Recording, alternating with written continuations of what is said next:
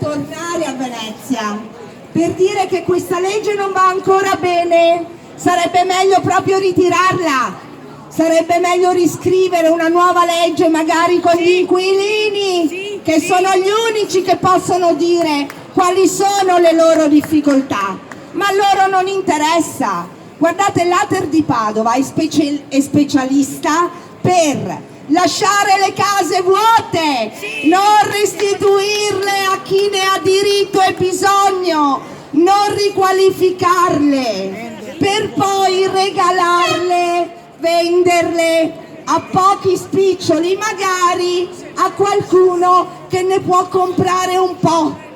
Allora, noi penso che dobbiamo dire questo, che questa legge, hanno fatto le modifiche, devono essere applicate e devono essere restituiti i soldi a chi ha pagato di più, non tra 10 anni, ma subito, che i nuovi bollettini vanno stampati subito e devono essere inviati agli inquilini, perché in questo modo riescono ad avere una vita meno precaria e ad avere meno preoccupazioni.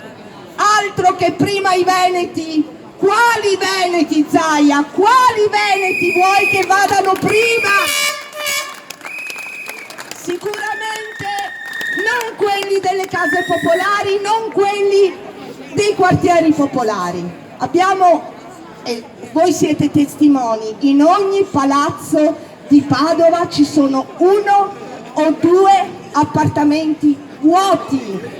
E in ogni palazzo di Padova ci sono almeno 1 o 2 sfratti che l'Ater sta facendo, perché questa cosa degli sfratti non inizia solo con la nuova legge, ma l'Ater non ha alcuna considerazione per chi, anche avendolo fatto presente, ha difficoltà a pagare l'affitto. La loro parolina magica è: rivolgetevi ai servizi sociali. Ma voi non lo vedete il reddito? Non siete capaci di leggere il reddito delle persone? Non sapete ascoltare? No, perché l'Ater è sempre chiusa. Pare una torre d'avorio. Ma insomma,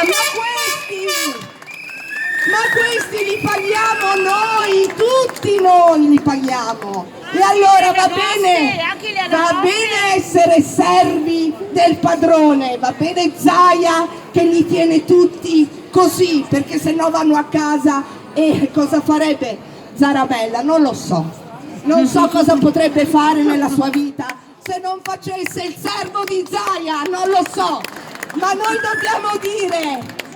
dobbiamo dire che gli inquilini delle case pubbliche hanno una dignità, non sono furbi come loro, non hanno rubato 49 milioni di euro e vogliono essere rispettati e vogliono avere i loro diritti.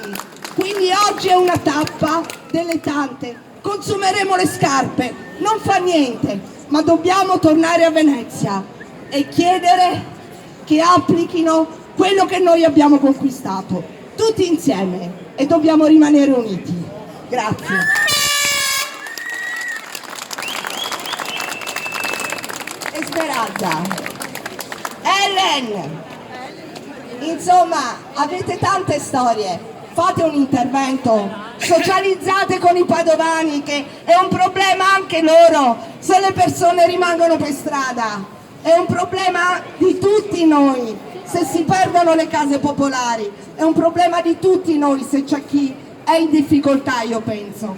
Prego.